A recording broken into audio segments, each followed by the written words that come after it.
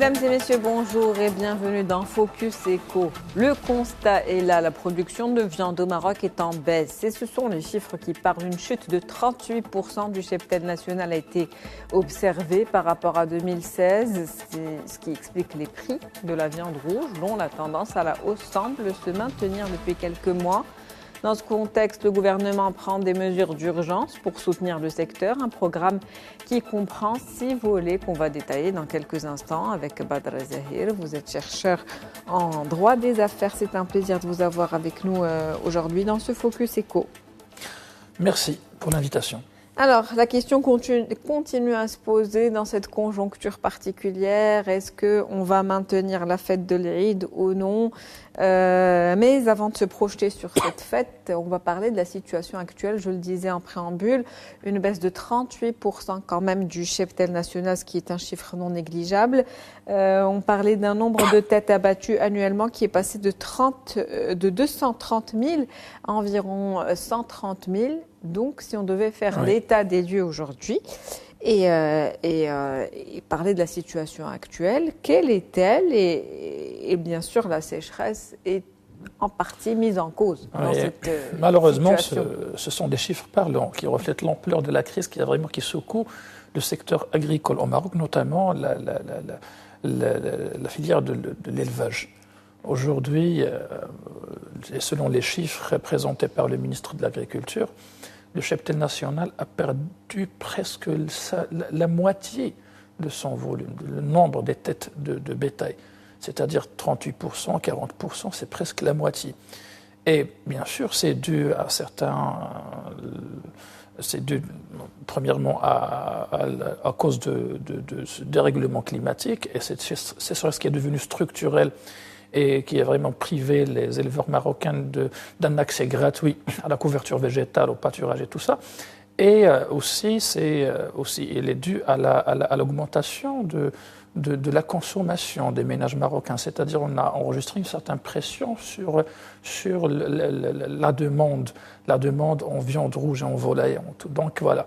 Donc, que ce soit la pression au niveau de consommation, que ce soit le dérèglement climatique et la sécheresse, que ce soit aussi d'autres circonstances qui ont aggravé cette situation, aujourd'hui, on est devant une réalité qui reflète l'ampleur de la crise, qui vraiment secoue aujourd'hui le secteur de l'agriculture et surtout l'élevage au niveau national. Et je pense que malgré les mesures qui ont été prises depuis 2016 par le gouvernement et par le ministère de l'Agriculture, et récemment, l'année dernière, on parle que le gouvernement a injecté plus de 115 milliards de dirhams pour renforcer la production de la viande rouge et aussi la chaîne de l'élevage. Mais maintenant, malgré l'injection des dites sommes colossales et aussi malgré d'autres mesures qui ont été prises pour renforcer aussi l'offre nationale de la production en viande rouge, malheureusement, aujourd'hui, on assiste à une hausse des prix spectaculaire. On assiste aussi que le volume de bétail régresse de plus en plus. Aujourd'hui,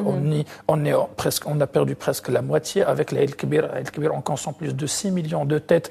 Et vraiment, je pense que le volume va chuter encore pour dépasser les 60% de moins. Donc vraiment, ce sont des chiffres alarmants et des chiffres qui nécessitent une intervention urgente et rapide de la part du gouvernement marocain. Une situation, vous l'avez dit, alarmante, critique. L'agriculture aujourd'hui qui est en crise, les éleveurs qui sont concernés, malgré les injections qui sont assez importantes, vous l'avez dit, 115 milliards, quand même, qui n'est pas une somme négligeable. Donc justement, dans cette conjoncture, dans ce contexte, vous avez également parlé de consommation, une demande qui devient de plus en plus importante, mais rappelons que la consommation moyenne du citoyen marocain par rapport à la consommation mondiale. 17 kg en tant que moyenne, mais malgré qu'on parle que vraiment la consommation a augmenté par rapport aux années précédentes, il reste au moins au-dessous de la moyenne internationale.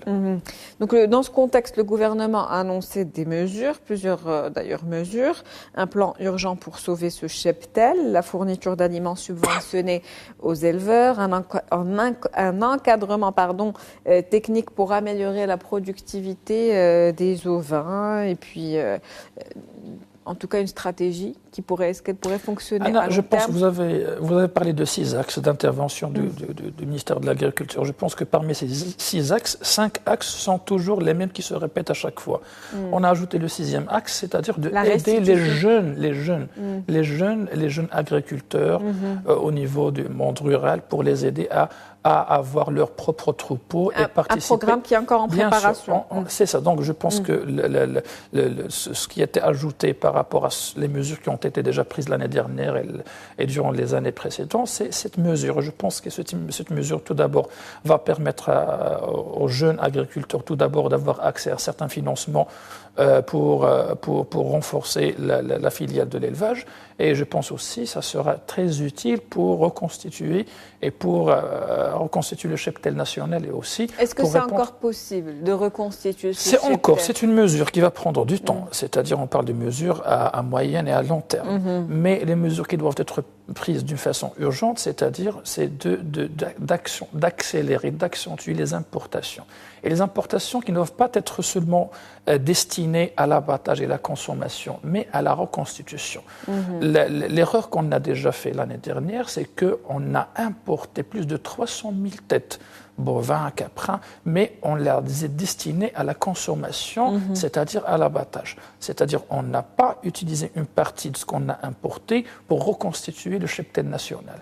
Donc le cheptel national a continué dans cette tendance baissière. Jusqu'à maintenant, on a enregistré entre 38% de pertes, c'est-à-dire presque la moitié. Donc il faut revoir cette mesure d'importation, c'est-à-dire il faut importer 2 catégories. La première sera destinée à la consommation, c'est-à-dire pour satisfaire le besoin au niveau national et aussi pour répondre à la demande et pour maintenir les prix à un niveau abordable pour les ménages. L'autre catégorie sera destinée à la reconstitution du cheptel national.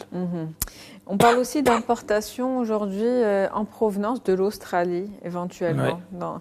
C'est ça, donc on essaie toujours de diversifier les cibles d'importation, c'est-à-dire tout d'abord on s'est dirigé vers l'Espagne parce que c'est juste à côté de nous, ça ne nécessite pas de logistique et de transport qui va augmenter le prix des têtes importées.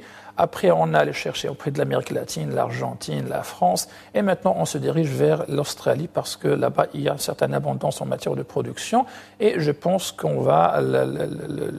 cette mesure va durer au moins au moyen terme, c'est-à-dire le temps nécessaire pour reconstituer au moins le cheptel national. Mais toujours, j'insiste sur la question, il faut avoir 2 catégories en matière d'importation parce qu'il ne faut pas seulement se contenter et s'arrêter seulement au niveau de la question des prix et de la demande intérieure en matière de consommation de la viande rouge, parce qu'on a un autre problème, c'est le problème de la reconstitution du cheptel national, qu'on voit aujourd'hui qu'il a subi une certaine érosion vraiment qui a fait chuter le nombre des têtes au niveau national, tout en prenant en considération qu'aujourd'hui, la sécheresse est devenue structurelle. Donc, il faut toujours chercher à des solutions durables. L'importation, pour moi, c'est juste une solution provisoire pour cette année et pour quelques années à venir. Mais après, il faut toujours chercher des solutions durables pour arriver à un certain niveau d'autosuffisance pour le marché national et éliminer cette notion d'importation.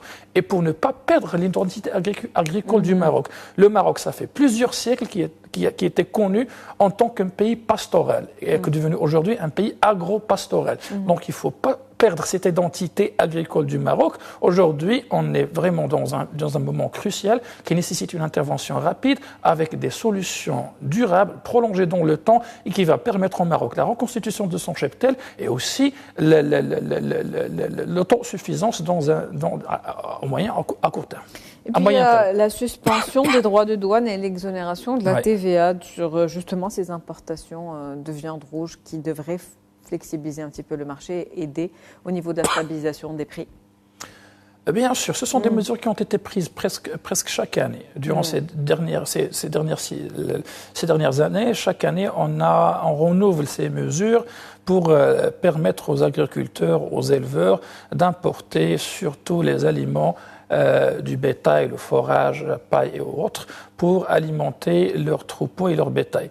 Donc, je pense que cette mesure a participé à stabiliser les prix d'importation, malgré qu'aujourd'hui, que auparavant certains agriculteurs, une partie des aliments, ils étaient toujours gratuits, c'est-à-dire il y a les parcours, il y a les prairies, toujours on accède gratuitement à ces aliments, c'est-à-dire à travers cet accès gratuit qu'on a toujours pu produire de la viande moins chère et de la viande dont le prix était abordable par les ménages marocains. Aujourd'hui, 100% de la consommation des aliments par les bétails est importée. Donc c'est la raison pour laquelle aujourd'hui cette importation demeure l'une des causes principales de cette hausse des prix. Et aussi, je pense que c'est une mesure toujours aussi provisoire parce que toujours il faut réfléchir à installer un système de production des aliments pour bétail au niveau national, notamment dans les zones irriguées, et pour faciliter l'accès à ces aliments à un prix abordable et pour que les prix de ces aliments ne perturbent pas les prix au niveau national, notamment au profit des ménages marocains. Pour conclure justement dans cette conjoncture actuelle avec les éléments qu'on a et qu'on sait, est-ce qu'on peut s'attendre à ce que la fête de l'Aïd puisse avoir lieu avec toutes ces mesures d'urgence qui ont été en tout cas prises par le gouvernement? Et toujours, il faut prendre certaines considérations, c'est-à-dire aujourd'hui, le cheptel national passe par une période critique, c'est-à-dire on a perdu presque la moitié. Et en même temps, c'est-à-dire il faut une certaine intervention urgente et nécessaire qui passe nécessairement par la suspension de ce rituel de l'Aïd al-Adha. Mais toujours, il faut prendre aussi en considération la dimension sociale. On a plus de 216 000 agriculteurs marocains et éleveurs marocains qui ont subi vraiment les conséquences néfastes de 6 années de sécheresse consécutive. Donc, il y avait des pertes d'emploi, il y a une régression du revenu agricole. Et aujourd'hui, on va ajouter à cela la suspension de ces rituels qui va vraiment impacter le revenu et va leur rendre leur pouvoir d'achat plus précaire.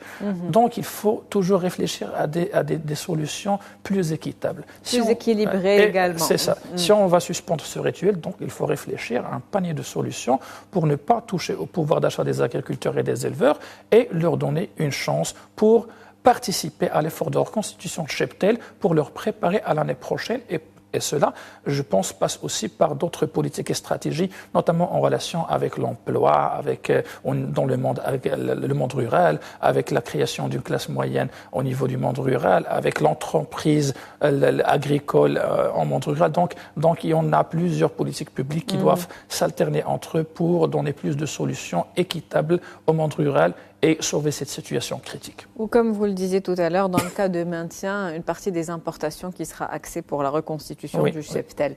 Merci à vous, Monsieur Badr Zahir, pour ce décryptage et cette analyse de la situation. C'était un plaisir de vous avoir. Je rappelle que vous êtes chercheur en droit des affaires. Merci. Merci à vous. C'est la fin de Focus Eco pour aujourd'hui. On se retrouve demain avec un nouvel invité, nouveau sujet. Très bonne journée. Merci pour votre fidélité.